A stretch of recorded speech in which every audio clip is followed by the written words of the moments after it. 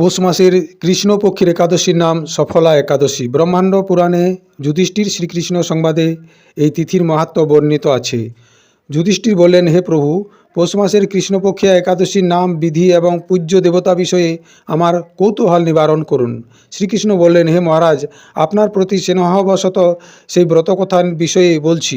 এই ব্রত আমাকে যেরকম সন্তুষ্ট করে, বহু দান দক্ষিণাযুক্ত যজ্ঞাদি দ্বারা আমি সেরকম সন্তুষ্ট হই না।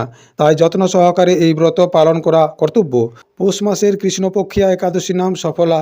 নাগদের মধ্যে যেমন শেষ নাগ, পক্ষীদের মধ্যে যেমন গরুড়, মানুষের মধ্যে ব্রাহ্মণ, দেবতাদের মধ্যে শ্রেষ্ঠ নারায়ণ, তেমনই সকল ব্রতের মধ্যে একাদশী ব্রত সর্বশ্রেষ্ঠ। হে মহারাজ, যারা এই ব্রত পালন করেন তারা আমার অত্যন্ত প্রিয়। তাদের এ জগতে ধনলাভ ও পরজগতে মুক্তি লাভ হয়।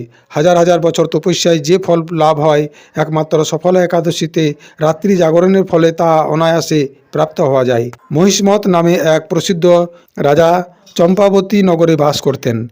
রাজার 4টি ছেলে ছিল, কিন্তু তার বড় ছেলে লুম্ভক সর্বদা পরস্ত্রীগমন, মদ্যপান প্রভৃতি অসৎ কার্যে রত ছিল।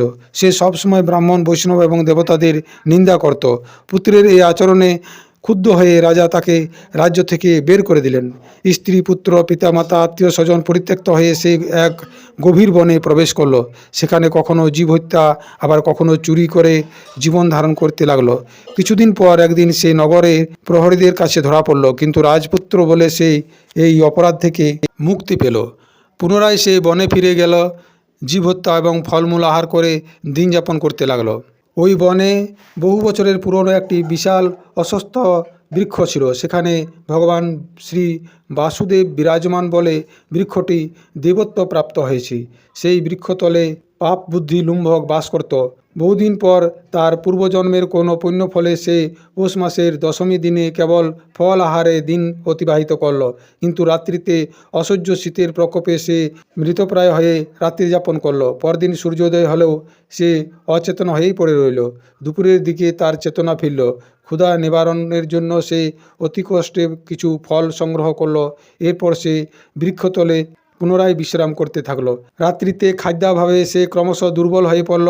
সে প্রাণ রক্ষার জন্য ঈশ্বরের উদ্দেশ্যে ফলগুলি নিয়ে, হে ভগবান, আমার কি গতি হবে, এই বলে চোখের জল ফেলতে লাগলো। হে লক্ষ্মীপতি নারায়ণ, আপনি প্রসন্ন হন বলে নিবেদন করলো। এইভাবে সে অনাহারে ও অনিদ্রায় সে রাত্রি যাপন করল। ভগবান নারায়ণ সেই পাপী লুম্ভকের রাত্রি জাগরণকে একাদশীর জাগরণ ও ফল অর্পণে পূজা বলে গ্রহণ করলেন।